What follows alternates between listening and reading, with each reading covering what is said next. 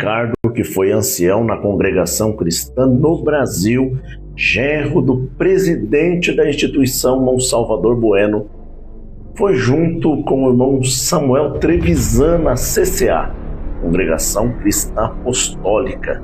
E vamos ouvir juntos com detalhe este assunto, logo após a nossa abertura. Canal Comunidade Cristã no Brasil. Apresentador Isaías de Francisco Morato. Brasil, a graça e a paz do nosso eterno Deus e do nosso Senhor e Salvador Jesus Cristo esteja dentro do teu coração. Muito obrigado de você fazer parte desses 82 mil pessoas que deram crédito ao nosso trabalho. E aqui se inscreveu no canal, já deixa o joinha no vídeo, compartilha com as pessoas e ajuda a chegar a mais pessoas com esse trabalho evangelístico verdadeiro contra as heresias e falcatrua que existe no meio gospel evangélico, trazendo uma palavra cristocêntrica. Falar em cristocêntrico, vamos analisar esta pregação do nosso irmão Ricardo, que foi ancião na congregação cristã no Brasil, no Alphaville, e agora pregou pela segunda ou terceira vez lá na CCA, Congregação Cristã Apostólica, na antiga Ministério de Jandira, onde o irmão Samuel Trevisan, um amável amigo, que é presidente e fundador dessa instituição.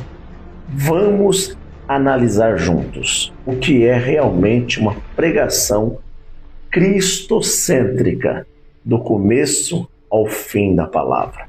Parabéns de verdade ao irmão Ricardo por esta visão eclesiástica, pregação sem antropocentrismo e sem autoegoísmo, sem triunfalismo e completamente a palavra de Deus.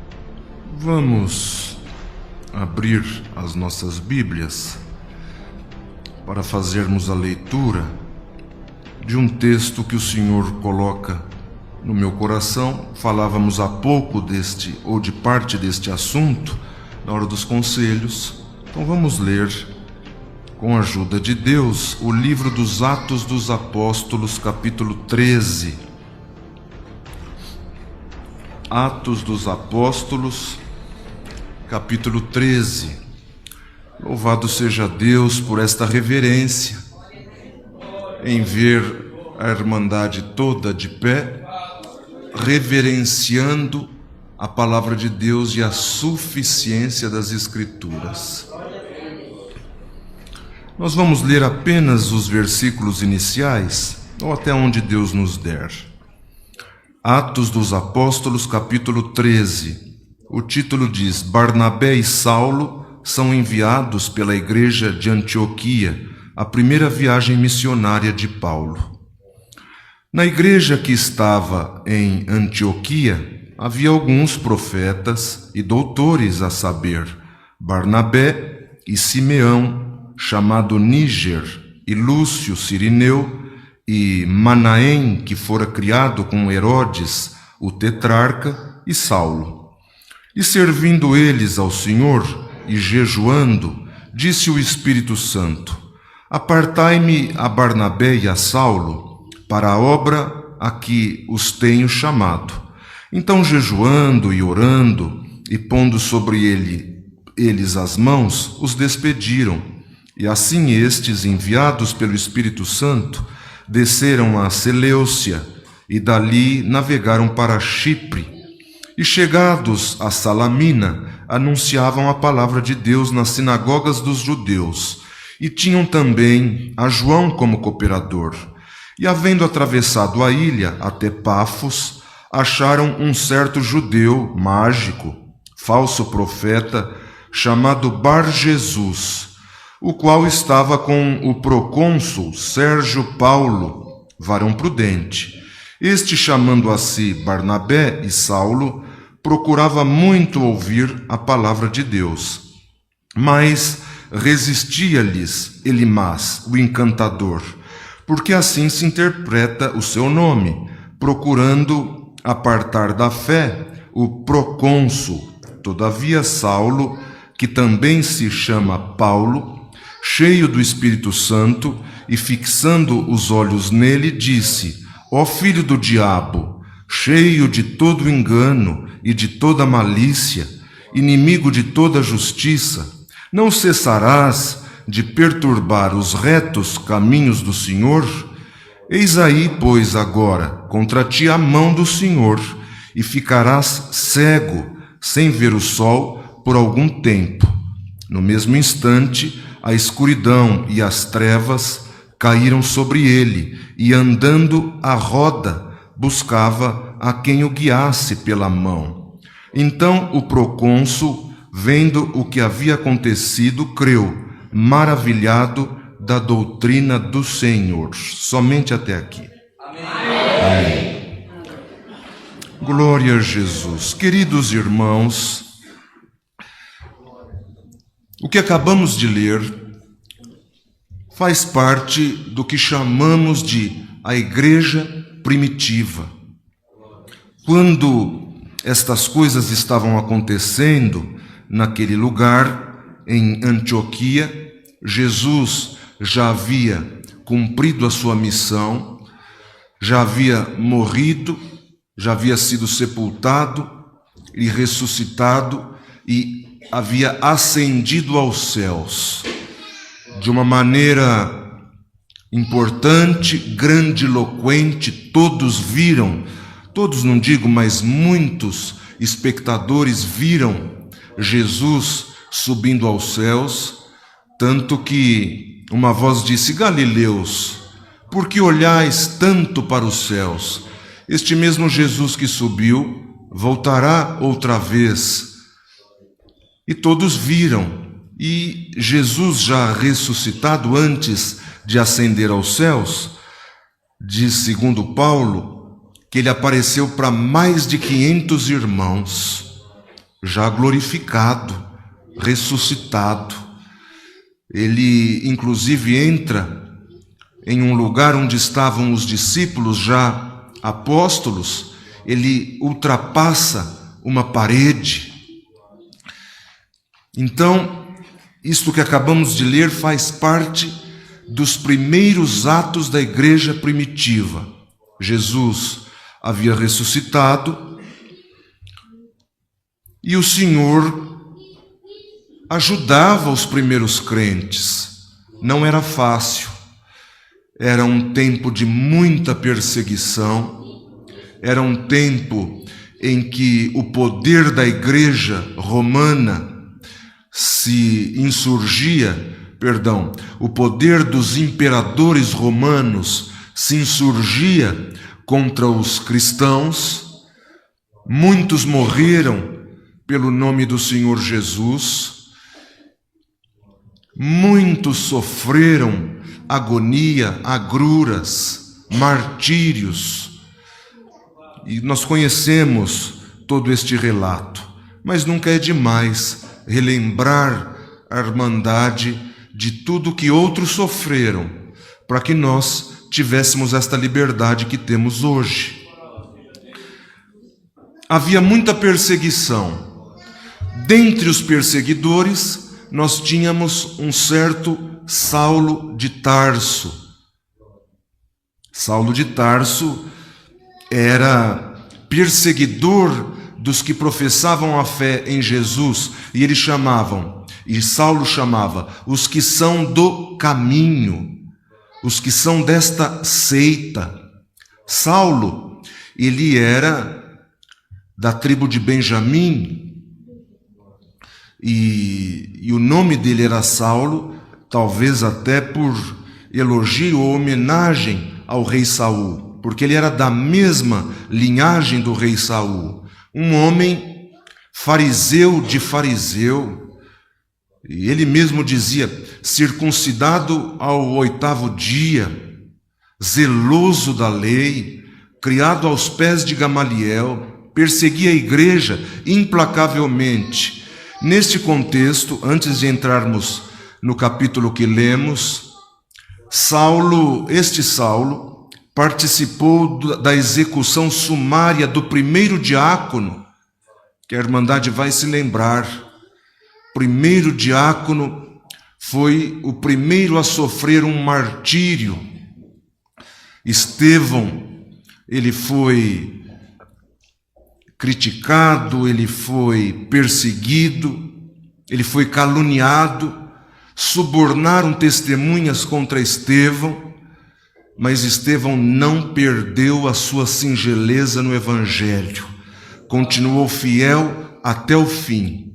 E Saulo participou da execução de Estevão, assentiu, concordou com a morte de Estevão, que morre apedrejado. Saulo estava ali na cena do crime, e quando Estevão é apedrejado, Estevão não perde a virtude que Deus te deu e que vai aumentar no teu coração a partir desta palavra e deste culto. Os outros tinham ódio de Estevão, diz que eles cerravam os dentes. É o que nos diz a Escritura, cerrava os dentes, enraivecidos. Mas quem estava vendo Estevão diz que Estevão tinha rosto de anjo, ou seja, o rosto de Estevão brilhava. E quando foi começar a pena do apedrejamento, Estevão vê os céus abertos, o Senhor num trono de glória e Jesus de pé ao lado do Senhor, ou seja, à destra de Deus.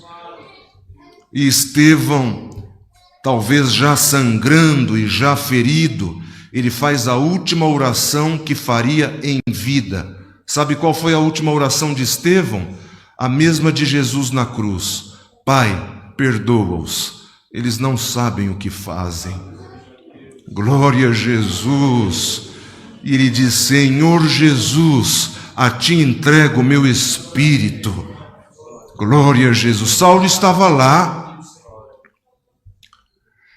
e a igreja com medo, a igreja vivia acuada, escondida, uma igreja fugitiva, mas que nunca negou a verdade do Evangelho. Não fuja, não fuja. Aleluia. No meio de todas estas situações, aquela igreja sofrida, perseguida, a semente do Evangelho, este Evangelho que nós temos hoje e que está hoje sendo exposto à irmã, ao irmão, sabe qual foi a semente deste Evangelho? Ou seja, o início deste Evangelho, o que fez germinar este Evangelho? O sangue dos primeiros mártires. Quem morreu por amor deste Evangelho, por amor deste Jesus, para que este Evangelho chegasse hoje ao irmão. Muitos morreram para que este Evangelho fosse pregado aqui hoje, dentro desta casa de oração. Então a igreja não se rendeu. Os tribunais inquisitórios perseguiam a igreja, faziam comemorações, eles se reuniam num lugar, num circo, para ver os cristãos nas arenas sendo mortos por leões na arena. Era uma diversão que era assistida em família. Glória a Jesus. Mas aqueles cristãos não negavam a sua fé em Jesus. Eu quero crer que alguém até dizia: se você negar a Jesus, você é salvo desta morte. E eu quero crer que algum cristão ou alguma cristã entrava na arena cantando algum hino que tinham aprendido nas reuniões escondidas dos primeiros cristãos. Aleluia! Não negaram, sofreram, morreram, queimados, cerrados no meio, decapitados, crucificados. Pedro certamente crucificado de ponta cabeça, mas não negaram o nome do seu Jesus. Aleluia! Este Jesus então se revela a este Saulo de Tarso, no caminho de Damasco. Se revela. E eu gosto sempre de dizer que Saulo não se converteu, ele foi convertido. Cai do cavalo e uma voz lhe diz: Saulo, Saulo, por que me persegues? Ele responde já chamando Jesus do quê? De Senhor. Quem és, Senhor? Eu sou Jesus a quem tu persegues. Duro é para ti recalcitrar contra os aguilhões. Ou seja, duro é para você lutar contra a minha vontade. Ninguém pode resistir à vontade de Deus e ter paz. Quem resistiu à vontade de Deus e subsistiu e sobreviveu? Ninguém. Deus é soberano, preside triunfante, glorioso nos céus, e tudo obedece à sua voz. Quando Saulo se levanta cego, ele já era um apóstolo dos gentios. Glória a Jesus. O Senhor Jesus lhe dá algumas recomendações. Ele vai e recebe a visita de um irmão que ora por ele com imposição de mãos, e caem dos seus olhos como que escamas, e ele volta a enxergar, e o Senhor fala para aquele servo do Senhor: este Saulo de Tarso é para mim um vaso escolhido, para levar a mensagem aos gentios. Glória a Jesus. Hoje o Senhor está escolhendo alguns aqui. O Senhor está te escolhendo para algum plano, para algum projeto, para levar a mensagem do Evangelho para onde o Evangelho te conduzir, para onde o Evangelho te levar. Mesmo que o irmão não entenda nada, não precisa entender, não precisa compreender. Simplesmente deixe Deus te conduzir pela mão. Glória a Jesus. Eu quero crer, irmãos, que os crentes da igreja primitiva tinham medo de estar com Saulo. Tinham. Eu quero crer que eles se conversavam e diziam: como nós vamos saber se de fato ele se converteu? Se de fato ele é um cristão? Ou se ele quer simplesmente descobrir o nosso esconderijo? Se simplesmente este Saulo de Tarso quer nos capturar, quer nos matar? Então havia lá entre eles uma certa desconfiança. Paulo já cristão, Paulo já convertido, e a maioria dos cristãos não acreditavam que ele havia de fato sido convertido. Mas no meio de situações improváveis, Deus sempre levanta um Barnabé. Glória a Jesus. No meio de situações improváveis, Deus sempre levanta um servo e uma serva do Senhor. Paulo, sem saber como seria ser cristão, como seria levar a mensagem aos gentios, no meio daquela comunidade cristã, o Senhor começou a levantar homens fiéis. Mas aqui no comecinho do livro dos Atos dos Apóstolos, no capítulo 4, tem uma explicação que eu preciso explicar para os irmãos, porque tem uma conexão direta com o texto que acabamos de ler. Faz menção a um grupo de irmãos, os primeiros cristãos que sobreviviam graças ao amor mútuo que tinha no coração daquele grupo. Eles repartiam cada um segundo a necessidade que todos tinham. Mas no meio daqueles primeiros cristãos tinha um homem, tinha um crente chamado José. José era o nome daquele primeiro crente, daquele primeiro cristão. E este primeiro crente chamado José vem antes de Saulo, se converte antes de Paulo, José. Mas este José tinha um codinome. A Irmandade sabe o que é codinome? Apelido. Este José, um dos primeiros crentes da igreja primitiva, tinha um codinome, ou seja, os amigos próximos, os amigos íntimos, chamavam aquele José de um apelido. Qual era o apelido? Barnabé, que traduzido quer dizer filho da consolação. Glória a Jesus! Por que eles deram este apelido para Barnabé? Porque ele era ruim? Porque ele era austero? Porque ele era rude? Porque ele era áspero? Porque ele era indiferente à dor? Muito pelo contrário, porque ele era amoroso, porque ele era gentil, porque ele era caridoso, ele era o filho da consolação. Glória a Jesus! Ajudava, tirava do que tinha para dar para os outros. Sabe o que ele fez? Está escrito que ele vendeu uma propriedade diferente de Ananias e Safira e deu todo o dinheiro para aquela primeira comunidade. Investiu. Um homem que sabia investir nas pessoas, um homem com visão missionária, filho da consolação. Os amigos chamavam então Barnabé de filho da consolação. Ele era levita, ou seja, ele era da tribo de Levi, um servidor do templo por natureza, e ele era natural de Chipre. E olha a expressão que fala no último versículo de Atos 4. Ele tinha uma herdade, vendeu, trouxe todo o preço da venda daquela propriedade e depositou aos pés dos apóstolos. É este mesmo Barnabé. Sabe o que ele fez quando Saulo se converte? Ele vai buscar Saulo. E ele vai dizer para Saulo: eu vou te ajudar. Eu vou te discipular. Vem comigo, Saulo. Glória a Jesus. A partir de hoje você não é mais Saulo, é Paulo. E nós vamos caminhar juntos. Glória a Jesus. Eu estou sentindo uma virtude tão santa de Deus em pregar esta palavra.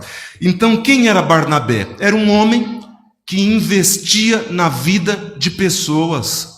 É a antítese, é o contrário da sociedade de hoje. A sociedade de hoje investe em quê? Em coisas. A sociedade de hoje investe em quê? Em ter. E a sociedade primitiva cristã investia em pessoas, investia em ser. Glória a Jesus.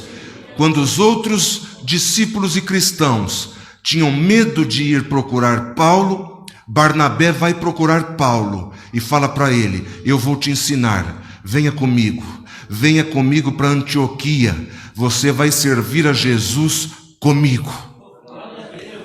Glória a Jesus. Olha, o Senhor está levantando algum Barnabé, algum filho da consolação aqui dentro desta igreja. Eu acho que alguém dizia para Barnabé: você está louco, este Paulo pode te matar, pode te fazer mal. Não, mas ele vai, procura, educa, ensina. É difícil ensinar. Para ensinar o outro, tem que ter tempo. Para ensinar o outro, tem que gastar e abrir mão de descanso, de trabalho, de lazer. Quem é que quer ensinar os outros? Nós vivemos uma sociedade que não tem tempo, anciãos que não têm tempo, pastores que não têm tempo, pessoas que precisam de uma ajuda, precisam de um Barnabé. Me ensina a doutrina, não tenho tempo. É reunião, e é viagem, e é visita. Não tem tempo de doutrinar um Saulo convertido, mas Deus sempre levanta um Barnabé para investir na vida de pessoas. Glória a Jesus. Esta igreja é um investimento na causa do Evangelho. Então, Saulo e Barnabé se tornam amigos, irmãos. Nasce uma igreja na Antioquia, e ali naquela igreja, que talvez fosse pequena, já havia entre eles profetas e doutores. E olha a listagem aqui: Entre os profetas e doutores tinham Barnabé, Simeão, Lúcio, que era um sirineu, e Manaém, que havia sido criado com Herodes, e o último, e Saulo. Hoje o Senhor está listando os nomes de alguns aqui, para algum trabalho importante na obra. Obra de Deus não é um nome de uma igreja, obra de Deus não é um CNPJ, obra de Deus não é uma razão social, obra de Deus sabe o que é? E Jesus deu este conceito, é conhecer a Jesus como teu Salvador e saber quem lhe enviou. Esta é a obra de Deus, conhecer a Jesus. A obra de Deus pode te tomar hoje. Então a obra de Deus vai florescer no teu coração, nos teus lábios, no teu olhar. Deixe a obra de Deus frutificar na tua vida. Este grupo, naquela igreja de Antioquia, no meio daquele grupo, eles gastavam tempo com o evangelho, porque tem que gastar tempo. Tem que gastar tempo com estudo bíblico, conhecimento bíblico, gastar tempo com oração, gastar tempo com santificação, com jejum. Ninguém se ouve mais pregar de jejum, de santificação, de fugir do mal. E este grupo de cristãos, começando com Barnabé e terminando com Saulo, o que eles faziam? Gastavam tempo, servindo ao Senhor e jejuando. E quando eles gastavam tempo servindo ao Senhor e jejuando, o Espírito Santo passa no meio deles, como está passando aqui no nosso meio hoje. E quando o Espírito Santo passou no meio daquela igreja e no meio daquele grupo, o Espírito Santo falou por intermédio de alguém: apartai-me a Barnabé e Saulo para a obra, porque eu os chamei para a minha obra. Glória a Jesus! Alguém está sendo chamado para a obra de Deus. Algum Barnabé, algum Saulo vai ser separado, vai ser destacado, vai ser enviado. Quando o Espírito Santo fala, eles se sentem donos de alguma coisa, de alguma verdade, diferente dos outros? Não. O que Barnabé e Saulo vão fazer quando eles recebem esta voz profética do Espírito Santo através de alguém? Versículo 5, eles vão jejuar e orar, porque quem entende a importância do chamado, ele vai buscar mais do que buscava. Ele gasta tempo com as Escrituras, ele gasta tempo com o cuidado pastoral, ele gasta tempo de joelho, ele gasta tempo procurando conhecimento, ele gasta tempo ensinando quem precisa ser ensinado. Glória ao nome do Senhor que está nos céus. E quando aquele grupo jejuava e orava, um outro grupo vem e põe as mãos sobre a cabeça de Saulo e de Barnabé e unge os dois para uma obra e despedem os dois e eles saem em viagem. Então Barnabé e Saulo são enviados. Glória a Jesus. São enviados. Não é o irmão Ricardo, não é o irmão Samuel, mas é o Espírito Santo da graça. Está impondo as mãos sobre a tua cabeça.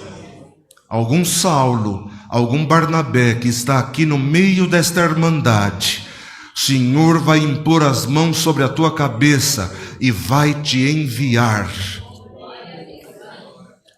Filho da consolação.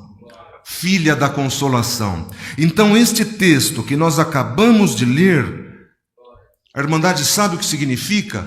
A primeira obra missionária da história do Evangelho. A primeira viagem missionária de Paulo começa através deste ajuntamento na igreja de Antioquia. Primeira obra missionária. E quando Paulo e Barnabé saem pelo Espírito Santo, olha aqui está até os lugares que eles passaram. Eles desceram a Seleucia, navegaram para Chipre, a cidade de Barnabé. Ele foi pregar na cidade onde ele tinha nascido. Porque quem tem o chamado do evangelho prega para a família e a família se alegra. Ele não precisa ter vergonha de ir lá onde ele nasceu. Ele não precisa ter vergonha de ir lá onde estão as raízes dele. Ele não precisa ter vergonha de ir lá na casa dele. O filho come da boca de quem anuncia o evangelho e é genuíno. O filho chora, a filha se alimenta, a mulher abraça, porque ela sabe o que tem na boca daquele anunciador. Glória a Jesus. E o Senhor vai fazer com alguém que está aqui hoje, como fez com Barnabé: eu vou te enviar para Chipre, diz a palavra, e a palavra do evangelho vai falar na tua boca. Glória a Jesus. De Chipre, eles foram para Salamina anunciar a palavra de Deus onde? Nas sinagogas dos judeus. Onde eles chegavam, irmãos? Os irmãos tenham paciência com esta palavra. Onde Paulo chegava, primeiro lugar que ele procurava, a sinagoga dos judeus. Mas não era a igreja, mas onde ele tinha oportunidade de pregar o evangelho, ele pregava. Pregava na sinagoga dos judeus, pregava na escola de Tirano, que era uma escola de filosofia, pregava nas praças, onde os filósofos discutiam assuntos profundos da vida cotidiana, pregava para os epicureus, e mais, Paulo chegou a pregar em templos pagãos, apontando para Cristo. Glória a Jesus. Quando o irmão Samuel me convidou para vir aqui congregar hoje, pregar a palavra, eu glorifiquei a Deus, porque posso dizer, como o apóstolo disse e escreveu: uma porta grande e eficaz se me abriu, mas há muitos adversários. Ele não se calava, ele não se detinha. Glória ao nome do Senhor que está nos céus. Faça igual, não pare, não te detenhas, e a palavra do evangelho vai falar na tua boca. Onde eles passavam, eles iam influenciando outras pessoas. Nós estamos na época dos influenciadores digitais, não é? Os youtubers, os influenciadores digitais. Esta palavra vai te fazer uma influenciadora espiritual. Quando Paulo e Barnabé vai chegando e vai passando por Chipre, Salamina, vai chegando nas sinagogas dos judeus, eles vão influenciando outras pessoas. Que outra pessoa? João. João é chamado para ser cooperador. Vocês sabem quem é este João aqui? Quem era este João aqui que Paulo lhe chamou de cooperador? Ele se chamava João Marcos, o que escreveu o Evangelho de Marcos. Glória a Jesus. Deus não faz nada por acaso. Tu não estás aqui nesta noite por acaso. Tu estás aqui porque a soberania de Deus te trouxe aqui. E a palavra vai te fazer um cooperador. A palavra vai te fazer uma cooperadora no Evangelho do Senhor Jesus. Eles chegam numa ilha. Chegam numa ilha de Pafos. Lá eles encontraram um falso profeta, um judeu mágico. Ou a Irmandade acha que porque sobre a tua cabeça repousa uma promessa de Deus, tudo vai ser fácil, tudo vai ser desprovido de dores de cabeça e de tribulações. Muito pelo contrário.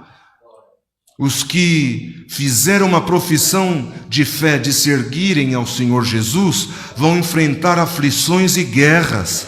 Quando eles chegam naquela ilha, eles dão de cara então com este mágico, este falso profeta, chamado Bar Jesus.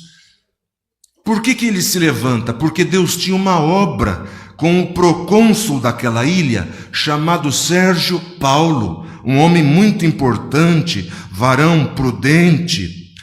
E quando Paulo queria falar do Evangelho, está escrito que Elimás, aquele encantador, ele tentava impedir que o evangelho fosse pregado para Sérgio Paulo. Olha a expressão aqui. Elimas procurava apartar da fé o procônsul. Como se eu quisesse falar do evangelho para este irmão e vem alguma coisa para impedir que o evangelho alcance este irmão. Glória a Jesus!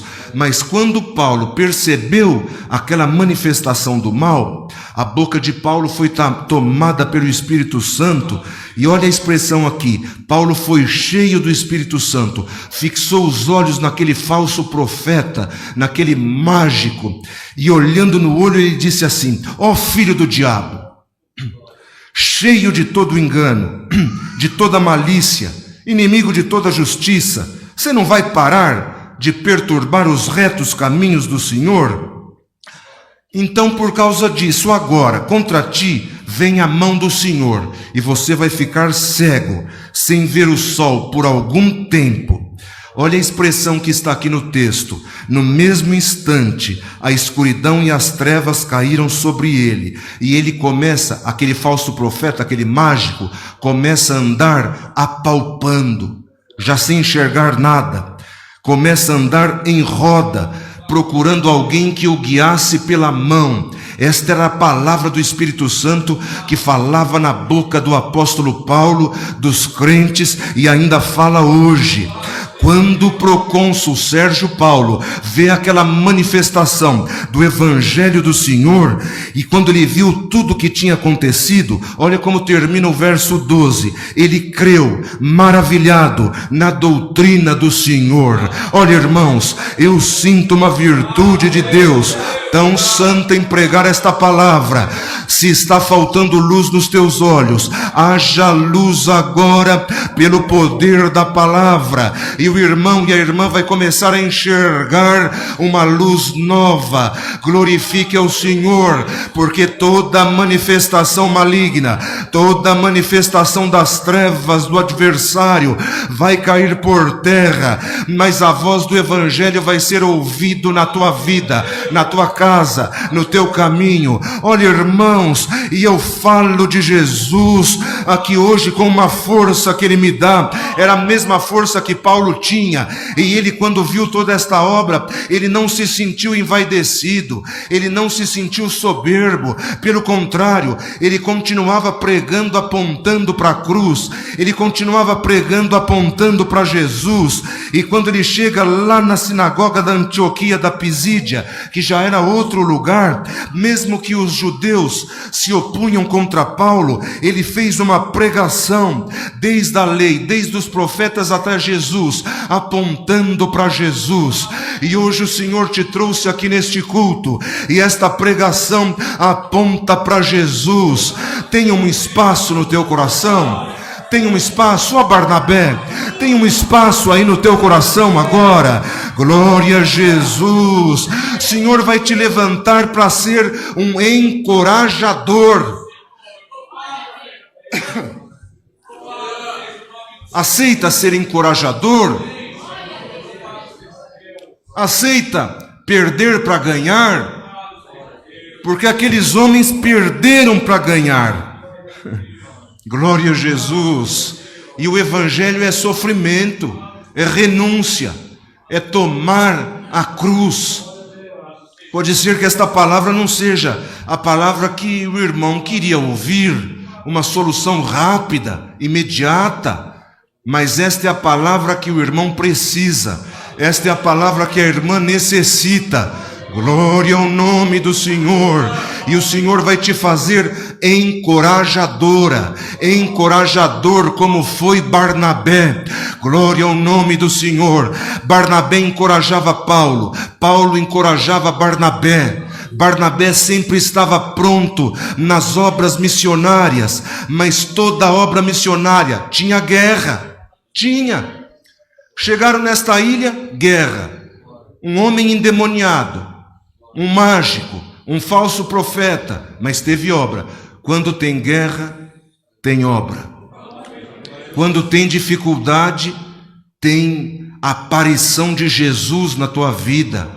Paulo estava preso, a igreja chorando por Paulo, ele dizia: essas minhas tribulações são leves e momentâneas, passageiras, se elas forem comparadas com a glória que em nós há de ser revelada pela aparição de nosso Senhor e Salvador Jesus Cristo. O Senhor te manda dizer, não fique apontando para a tua guerra, para o teu tormento, para a porta fechada, aponta para Cristo. Glória ao nome do Senhor que está nos céus. Então, eu quero crer que a igreja questionava, Senhor, se nós somos servos de Deus, por que tudo está dando errado? É porque o Senhor havia chamado aquele grupo para a primeira obra missionária da história do Evangelho.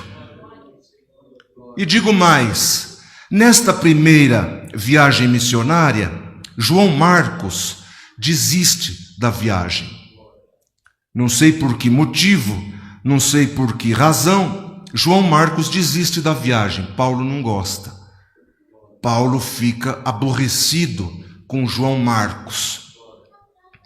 A Irmandade, talvez nem todos saibam desta passagem. Quando eles vão empreender uma nova viagem, Paulo fala para Barnabé, eu não quero que João Marcos vá conosco. Mas por quê? Não é porque na primeira viagem missionária ele não foi, ele ficou, ele criou alguma resistência, então agora vamos só eu e você, ele falou para Barnabé.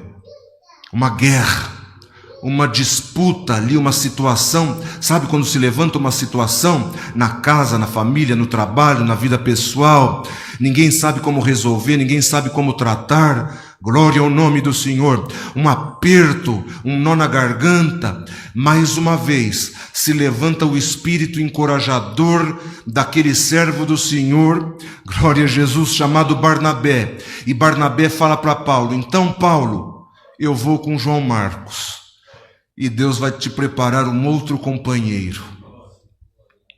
Uma divisão. Só que esta divisão não era para diminuir, era para aumentar, porque de um grupo missionário, Deus fez 2 grupos missionários. Glória a Jesus, o grupo de Paulo de Tarso e o grupo de Barnabé e João Marcos. Cada um viaja para um lado, pregando a mesma cruz. Cada um viaja para uma cidade, pregando o mesmo evangelho. Cada um se divide por Samaria, pelos confins do mundo, pregando a mesma mensagem da cruz. Glória a Jesus. E quando algum carnal queria colocar carnalidade em João Marcos, falando, cadê Paulo? Ou para Paulo perguntando, onde está João Marcos? Eles respondiam pelo poder do evangelho, ele está pregando a mesma cruz, ele está pregando o mesmo evangelho, ele está pregando o mesmo Senhor, ele está pregando a mesma Trindade, ele está pregando a mesma salvação em Jesus.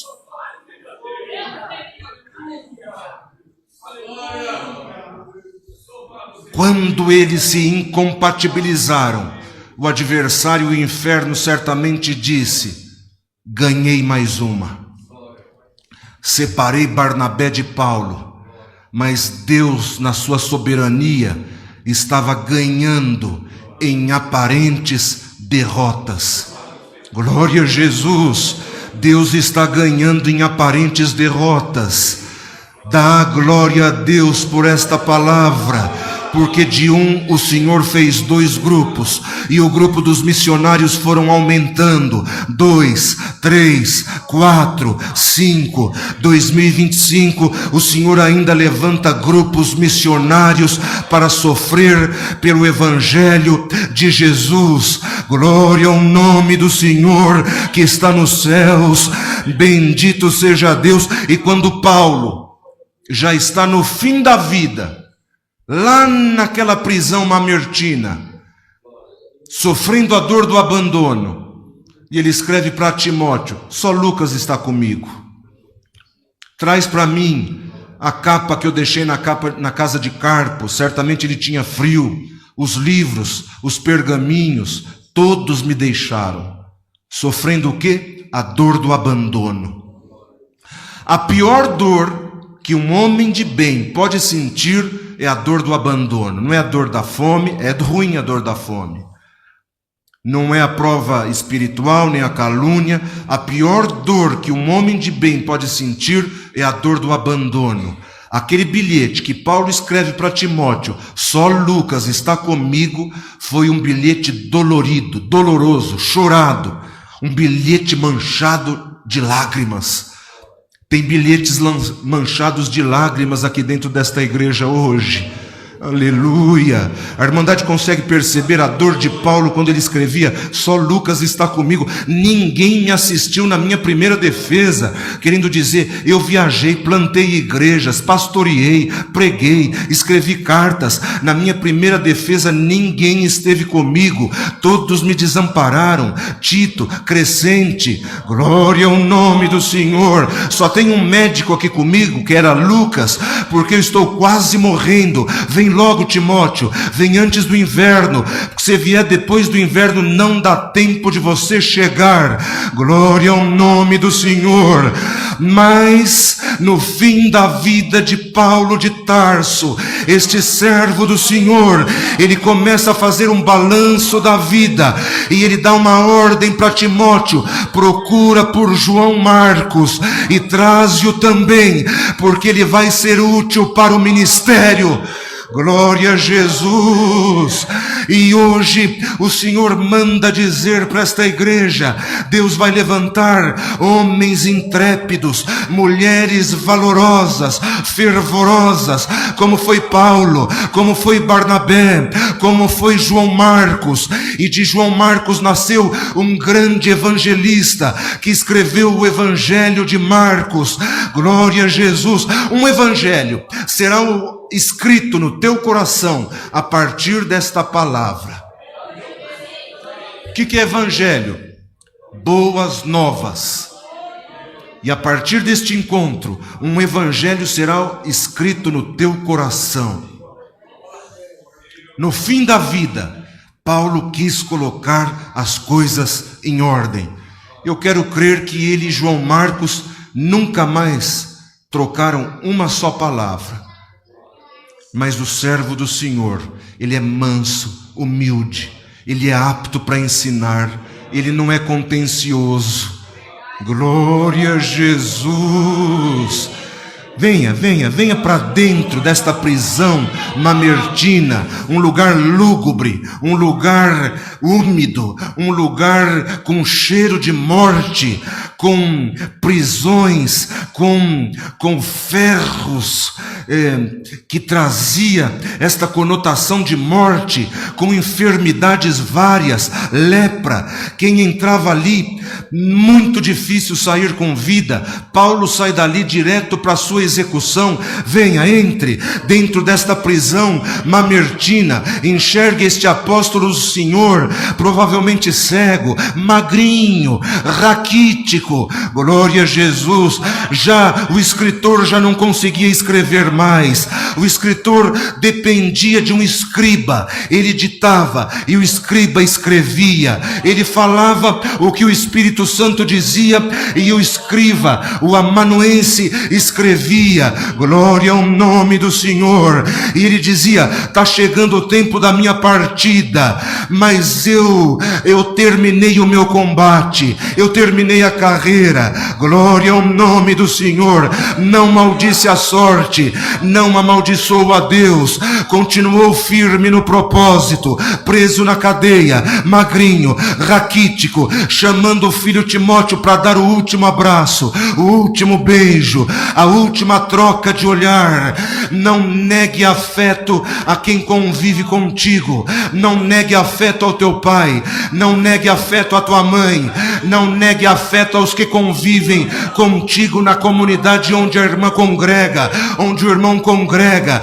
Às vezes é o último encontro. Como nós vamos saber qual vai ser o último encontro? Como nós vamos saber qual será o último abraço? Como nós vamos saber qual vai ser a última saudação, a última paz de Deus?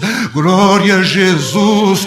Mas o povo de Deus tem entranháveis afetos.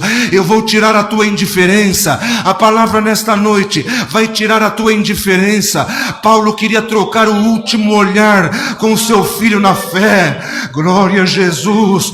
Paulo estava preparando Timóteo para o ministério. Paulo queria tocar na mão de Timóteo pela última vez, o último abraço, a última troca de olhar. E o Senhor vai te dar este afeto poderoso de dizer novamente: eu te amo. Quantos filhos perderam a capacidade de dizer e de verbalizar amor ao pai, amor à mãe? Glória a Jesus. O pai era tudo quando éramos criança, a mãe era tudo quando éramos adolescentes, mas agora eles são considerados incultos. Glória a Jesus. Mas o afeto vai voltar. Diga: eu te amo. Nós vamos perdendo a facilidade de dizer eu te amo, mas diga para o irmão, diga para a irmã, diga para o ministério desta igreja: aleluia, eu te amo, Barnabé, eu te amo, Paulo, eu te amo, Timóteo. Glória ao nome do Senhor que está nos céus. Leve uma capa para alguém que está sofrendo numa prisão. Procure uma lista de crianças que vivem em orfanatos, velhinhos esquecidos em asilos. Leve a capa esquecida na casa de Carpo. Leve a escritura para ler um salmo para alguém que há muito tempo não recebe a visita de um familiar. Leia o Salmo 23, leia o Salmo 121, leia Atos 13 e fale para a irmã Maria, lá no Hospital Geral de Itapevi: Deus não se esqueceu da irmã. Glória a Jesus. Evangelho é isso. Evangelho é doação, doação irrestrita. Saulo se doava, Paulo se doava cada dia mais, e a igreja de Corinto criticava, diminuía, e Paulo dizia: não tem problema, mesmo que vocês cada dia mais me amem menos, eu vou cada dia mais amá-los ainda mais, e vou me gastar cada dia mais por vocês. Evangelho é doação irrestrita. Faça antes do inverno, faça antes do funeral, faça antes do sepultamento. No funeral, no velório, não adianta coroa de flores, não adianta sepultamento lá no cemitério Getsemane do Morumbi. No sepultamento não adianta fazer em morte o que não se fez em vida. Faça antes do inverno. Glória, glória a Jesus. Ame a Deus, ame a Jesus. Hoje, irmãos, o teu coração já está fervendo com palavras boas. Está fervendo agora. Receba a força do Evangelho do Senhor Jesus e vai falar desse Jesus onde Deus te mandar. Paulo se desgastava e a igreja de Corinto pedia um sinal. Não, se o Senhor é apóstolo, tem que ter sinal. O judeu pede sinal. O grego pede sabedoria. E Paulo dizia para a igreja de Corinto: eu não vou dar nenhum sinal para vocês. O único sinal é Cristo, e Cristo crucificado. E ele é um escândalo, porque ninguém quer sofrer. E cristianismo é a religião, e que não é uma religião, mas é um chamado ao sofrimento. Quem está disposto a seguir Jesus? Quem está disposto a sofrer, a chorar? Quem está disposto a perder para ganhar? Quem está disposto a perder a discussão? Quem está disposto a perder a questão? Glória a Jesus. Então és um cristão. Glorifique a Deus nesta noite, porque o Senhor te manda dizer: faça antes do inverno. Pregue, toque, viaje, congregue, perdoe. É impossível alguém ser cristão e dizer: eu não perdoo o meu pai, eu não perdoo a minha mãe, eu não perdoo o meu algoz. Quando Judas Iscariotes chega a Jesus, Judas dá um ósculo em Jesus. Jesus chama Judas do quê? Amigo. Jesus não sabia que ele era o traidor? Sabia. Jesus não sabia que ele era o filho da perdição? Sabia. Jesus fala assim para Judas: amigo, a que vieste? Ou seja, por que você veio? Aleluia! Nós sairemos daqui mais parecidos com Jesus. E as demais coisas vos serão acrescentadas.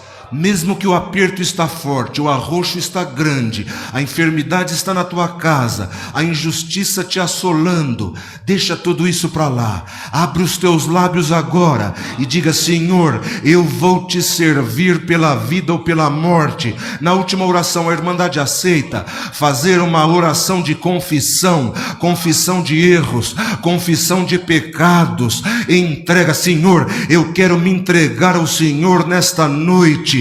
Glória a Jesus. Os irmãos aceitam. Então hoje começa um tempo novo na tua vida. O tempo é hoje, não é amanhã. Antes do inverno. Faça hoje, perdoe hoje, se arrependa hoje, corte o laço com o maligno hoje, apague aquele contato do teu celular hoje, bloqueie aquele outro contato hoje. Aleluia! Receba a virtude desta palavra. Esta palavra é o reflexo deste homem encorajador chamado Barnabé. E Barnabé era o reflexo de quem? De Cristo. Cristo é o grande encorajador.